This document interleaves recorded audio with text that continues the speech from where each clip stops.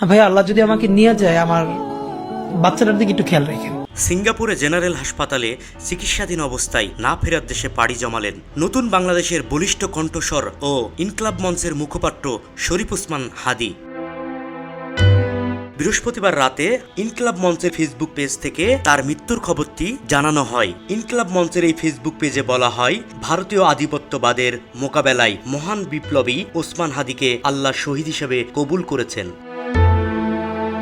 গেল 12ই ডিসেম্বর রাজধানীর বিজয়নগর এলাকায় গুলিবিদ্ধ হন হাদী। এর পরপরই তাকে ঢাকা মেডিকেলে নেওয়া হয়। ঢাকা মেডিকেলের পরে তাকে এভার কেয়ার হাসপাতালে নেওয়া হয়। পরে উন্নত চিকিৎসার জন্য পরিবার এবং সরকারের পক্ষ থেকে সিঙ্গাপুর জেনারেল হাসপাতালে নেওয়া হয় গেল সোমবার। এরপর থেকে তিনি চিকিৎসাধীন ছিলেন সিঙ্গাপুর জেনারেল হাসপাতালে। অবশেষে আজ রাতে না ফেরার দেশে পাড়ি জমালেন নতুন বাংলাদেশের বলিষ্ঠ কণ্ঠস্বর ও জুলাই আন্দোলনের অন্যতম মুখ শরীফ ওসমান হাদী।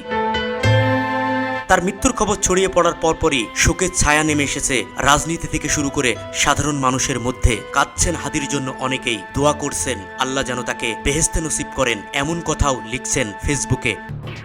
এলো খবরের কাগজ, নিখাত, নির্ভীক, নিরপেক্ষ।